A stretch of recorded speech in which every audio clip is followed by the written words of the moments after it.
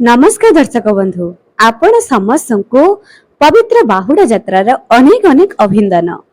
दर्शक बंधु प्रभु जगन्नाथ दया आपण एवं आपण परिवार निश्चय भलरे थिबे बोली मोर आशा। आज मु आपण मानक पई गोटे वीडियो नै आसीची।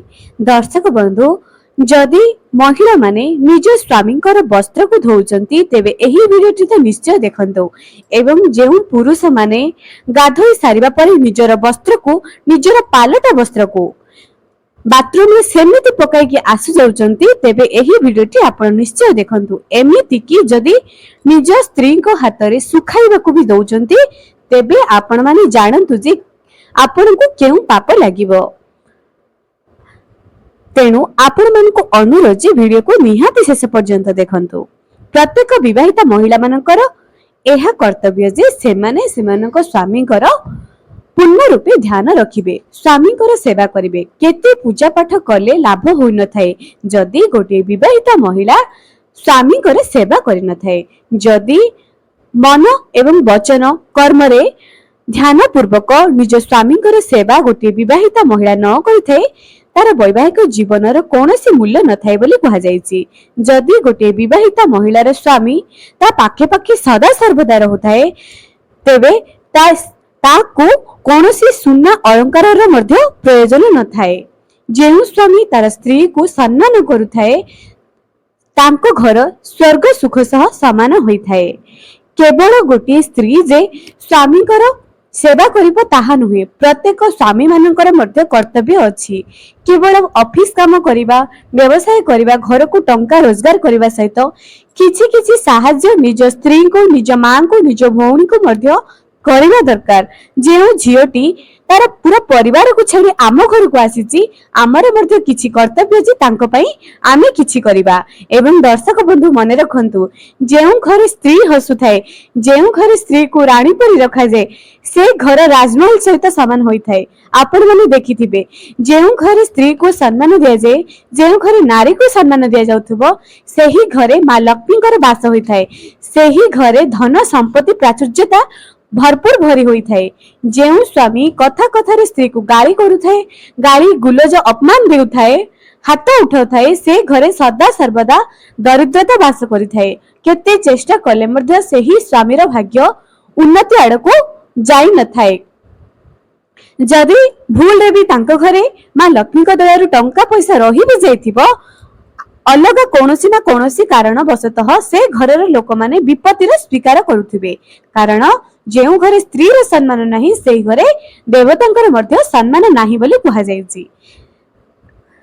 प्रभु जगन्नाथ मध्य मां लक्ष्मी को सम्मान करंती, देवदेव महादेव मां पार्वती को सम्मान करिसंती, श्री कृष्ण मध्य राधा रानी को सम्मान करिसंती, रुक्मिणी को सम्मान करिसंती। केउ जुग जुगरु एही प्रथाटी चली आसीछि। तेणु करित एही कली जुगरे मध्य प्रत्येक नारी माननकु स्वामी माने सम्मान करिबा दरकार एवं प्रत्येक स्वामी निज स्त्री को मध्य सम्मान करिबा दरकार, नहले सेही घर नरक सह समान होई जाए। किछि पुरुष कोन करंती निजर पालटा वस्त्र को सेमिति बाथरूम रे पकाई के आसी दियंती। हुए तो सेमानकर कार्य व्यस्तता, हुए तो शारीरिक असुस्थता, हुए तो अलस्वामी जहाँ भी किंबा सेमानको एया अनुभव हुए जे हमर तो स्त्री अछंती करिदेबेनि कि बस एही भावना नहीं रखी देई आसुचंती। एवं किछि युवक पीढ़ी माने जहार बयस 17-18 वर्ष ऊर्ध पुआ मानक कथा कहूची से माने मध्य सेही अंत वस्त्र को एवं निजर पालटा वस्त्र को बाथरूम रे छाड़ी देई आसंती। मां तो सफा करिवे, भौणी सफा करिवे, एपरि कही निज वस्त्र को बाथरूम रे पकाई के आसुचंती। एही वीडियो जे माने देखुचंती कोन आपनको घरे एही भूल हेउची कि कोन आपण एही भूल करूचंती कि मने रखंतु जदि आपण निजर अंत वस्त्र को एवं निजर पालटा वस्त्र को स्त्री द्वारा घरर महिला मानक द्वारा सफा करबा पई दउचंती अथवा धोई रखिबा पई कहउचंती। आजि काली तो वाशिंग मशीन रो सुविधा आसी गलानी सेठी सफा करा जाउची, किंतु पालटा वस्त्र अंत वस्त्र को जे माने बाथरूम रे परमानेंट रखिकी आसुचंती जे मो स्त्री सफा करिवो, मो मां सफा करिवो किंबा मो भौणी सफा करिवे से माने एही वीडियो निहाती देखंतु। एपरि करिबा द्वारा आपण निज भाग्य को निजे कुराडी मारुचंती। आपण ଯେତେ ବି ପୁଣ୍ୟ କରିଥିବେ ଦିନ ସାରା ଜୀବନ ସାରା ଯେତେ ବି ପୁଣ୍ୟ କରିଥିବେ ସେ ସବୁ ପାଣିରେ ପଳିଯିବ। ସ୍ତ୍ରୀ ହେଉଛନ୍ତି ଘରର ଲକ୍ଷ୍ମୀ। ଆପଣ ଘରର ଲକ୍ଷ୍ମୀକୁ ପାଲଟା ବସ୍ତ୍ର ଧୋଇବା ପାଇଁ ଦଉଛନ୍ତି, ଠିକ ଅଛି, ସେ ଆମ ସେବା କରିବ।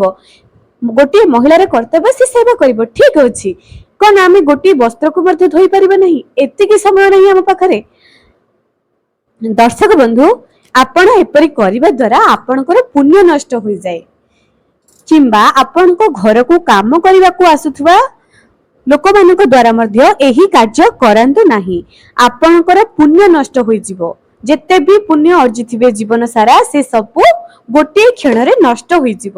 ଥରେ ଚିନ୍ତା କରନ୍ତୁ ତ, ଯଦି ଆପଣ ଆପଣଙ୍କ ସ୍ତ୍ରୀର ଗୋଟିଏ କାମକୁ ହାଲକା କରିଦେବେ ସେ ଘରର ସବୁ କାମ କରୁଥିବେ। ଯଦି ଆପଣ ଗୋଟିଏ କାମକୁ ହାଲକା କରିଦେବେ ତେବେ ଆପଣଙ୍କ ଘର କେତେ ସୁଖରେ ପରିଣତ ହୋଇଯିବ, ତାଙ୍କୁ କେତେ ହାଲକା ଲାଗିବ। ସ୍ତ୍ରୀ ଖୁସି ହେଲେ ଆପଣଙ୍କ ଘରେ ଲକ୍ଷ୍ମୀ ମଧ୍ୟ ଖୁସି ହୋଇଥାନ୍ତି। କିଛି ଦରକାର ହିଁ ନାହିଁ ଆପଣଙ୍କ ଘରକୁ। ଦର୍ଶକ ବନ୍ଧୁ, ନିଜ ସ୍ତ୍ରୀକୁ ଯେତେ ପାରୁଛନ୍ତି ଖୁସିରେ ରଖନ୍ତୁ। ଶୁକ୍ରବାର ଦିନ ଧଳା ରଙ୍ଗର କିଛି ଜିନିଷ ଉପହାରରେ ଦିଅନ୍ତୁ କିମ୍ବା ବସ୍ତ୍ର ଦେବେ ନାହିଁ, ଫୁଲ ଦିଅନ୍ତୁ, କୌଣସି ମିଠା ଦିଅନ୍ତୁ, ଯାହାବି ନିଜ ସ୍ତ୍ରୀଙ୍କୁ ସମ୍ମାନ ଦିଅନ୍ତୁ। ଯେଉଁମାନଙ୍କ ଘରେ ଦରିଦ୍ରତା ଲାଗି ରହିଥାଏ ସେମାନେ ଯଦି ନିଜ ଅନ୍ତ ବସ୍ତ୍ରକୁ ନିଜ ପାଲଟା ବସ୍ତ୍ରକୁ ସ୍ତ୍ରୀଙ୍କ ଦ୍ୱାରା ଧୋଇବା ପାଇଁ ଦଉଛନ୍ତି ତେବେ ଏପରି ଭୁଲକୁ ଏହି ଭିଡିଓ ଦେଖି ସାରିବା ପରେ ବନ୍ଦ କରିଦିଅନ୍ତୁ। ଯଦି ନିଜର ଭାଗ୍ୟରେ ଉନ୍ନତି ଚାହୁଁଛନ୍ତି ତେବେ ନିଜ ସ୍ତ୍ରୀ ମାନଙ୍କ ଦ୍ୱାରା ଏହି କାମ କରାନ୍ତୁ ନାହିଁ। ଏପରି କରିବା ଦ୍ୱାରା ଆପଣ ନିଜର ଭାଗ୍ୟକୁ ନିଜେ ହିଁ କୁରାଢି ମାରୁଛନ୍ତି। ଦର୍ଶକ ବନ୍ଧୁ, ଛୁଆ ମାନଙ୍କ କଥା କହୁଛି, ଯେଉଁମାନେ କି 17-18 ବର୍ଷରୁ ଉର୍ଦ୍ଧ୍ୱ, ସେମାନେ ମଧ୍ୟ ଆପଣ ଜୀବନରେ ବହୁତ କିଛି କରିବାର ଅଛି। କାହିଁକି ଗୋଟିଏ ଛୋଟିଆ ଛୋଟିଆ ଭୁଲ ପାଇଁ ନିଜ ଭାଗ୍ୟକୁ ଆପଣ ଖରାପ ଆଡକୁ ଗତି କରାଉଛନ୍ତି? କେବଳ ଭଲ ପାଠ ପଢିଦେଲେ ଭଲ ଚାକିରି କରିଦେଲେ ଆମ ଜୀବନ ସୁରୁଖୁରୁରେ ଚାଲିବନି। ବହୁତ କିଛି ନିୟମ ଅଛି। ପାପ କରିଦେଲେ କଣ ଆମର ସବୁ ସୁଖ ପାଇପାରିବା? ତେଣୁ ଚେଷ୍ଟା କରନ୍ତୁ, ସମ୍ମାନ ଦିଅନ୍ତୁ, ଘରର ମହିଳାଙ୍କୁ ସମ୍ମାନ ଦିଅନ୍ତୁ। ରୋଷେଇ ଘରେ ଦିନ ସାରା ଝାଳ ନାଳ ହୋଇ ଯେଉଁ ମହିଳା ଖାଦ୍ୟ ବନାଉଛନ୍ତି ଆପଣ ତାଙ୍କୁ ଆଉ ଗୋଟେ କାମ ଦେଇ ଦଉଛନ୍ତି। ସେ ତ କରିଦେବେ କିନ୍ତୁ ତାଙ୍କୁ ଯେଉଁ କଷ୍ଟ ହେଉଥିବ ସେହି କଷ୍ଟର ଭାଗିଦାର ଆପଣ ହିଁ ହେବେ। କହିବାର ତାତ୍ପର୍ଯ୍ୟ, ଆମେ ଯେତେ ଅଧିକ ଗୋଟିଏ ଲୋକ ଉପରେ କାମ ଦେଇ ଚାଲିବା ସେ ଯେଉଁ ଦୁଃଖରେ କଷ୍ଟରେ ପୀଡାରେ ଯେଉଁ କାମ କରିବ ନା ତାହା ଆମ ଉପରେ ହିଁ ପଡିବ। ଏହାର ମାନେ ନୁହେଁ ଯେ ଗୋଟିଏ ମହିଳା ଖାଦ୍ୟ ବନାଇବା ଛାଡିଦବ, ଘର ସଫା କରିବା ଛାଡିଦବ।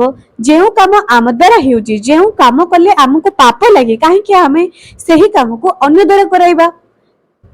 ତେଣୁ ଘରର ପୁରୁଷ ମାନେ ଭୁଲରେ ମଧ୍ୟ ନିଜର ଅନ୍ତ ବସ୍ତ୍ରକୁ ନିଜର ପାଲଟା ବସ୍ତ୍ରକୁ ମହିଳା ମାନଙ୍କୁ ଶୁଖାଇବା ପାଇଁ କିମ୍ବା ଧୋଇବା ପାଇଁ ଦିଅନ୍ତୁ ନାହିଁ। ଏବେ ମହିଳା ମାନଙ୍କ ପାଇଁ ଗୋଟିଏ କଥା, ଆପଣ ଯେତେବେଳେ ସ୍ନାନ କରୁଛନ୍ତି ନିଜର ପାଲଟା ବସ୍ତ୍ରକୁ ସେମିତି ପକାଇକି ବାଥରୁମରେ ଆସନ୍ତୁ ନାହିଁ। ଏବେ ମଧ୍ୟ ବହୁତ ମହିଳାଙ୍କର ଅଭ୍ୟାସ ଥାଏ ଯେ ସେମିତି ବସ୍ତ୍ରକୁ ପକାଇକି ଆସୁଥିବେ। ଏପରି କରିବା ଦ୍ୱାରା ଆପଣଙ୍କ ଧନ ଜୀବନ ସଦା ସର୍ବଦା କଷ୍ଟଦାୟକ ହଉଥିବ। ଏବେ ଆଉ ଗୋଟିଏ କଥା, କିଛି ମହିଳା ଚିନ୍ତା କରିଥିବେ ଆମର ତ ସହିତ ସେମିତି ହଉନି।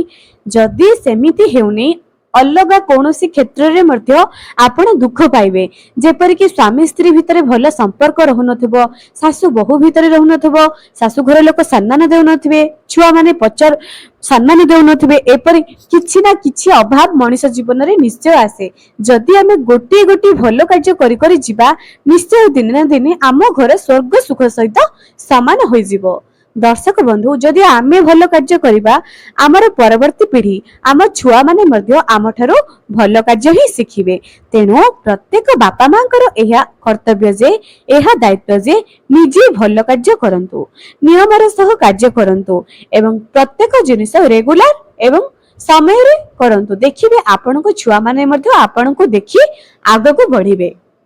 ଦର୍ଶକ ବନ୍ଧୁ, ଚେଷ୍ଟା କରନ୍ତୁ ନିଜ ଘରର ମହିଳା ମାନଙ୍କୁ ସମ୍ମାନ ଦିଅନ୍ତୁ। ଯଦି ଜୀବନରେ ବହୁତ ଉନ୍ନତି କରିବା ପାଇଁ ଚାହୁଁଛନ୍ତି ତେବେ ଏହି ଉପାୟଟି ଆପଣଙ୍କୁ ନିଶ୍ଚୟ କରିବା ଦରକାର। ଆପଣ ବହୁତ ଚେଷ୍ଟା କରୁଛନ୍ତି ତାପରେ ମଧ୍ୟ ଯଦି ଜୀବନରେ ସୁଖ ପାଇପାରୁନାହାନ୍ତି ଥରେ ନିଜ ସ୍ତ୍ରୀଙ୍କର ହାଲଚାଲ ବୁଝନ୍ତୁ। ଆପଣଙ୍କ ସ୍ତ୍ରୀ କାନ୍ଦୁନାହାନ୍ତି ତ ଆପଣଙ୍କ ଘରେ?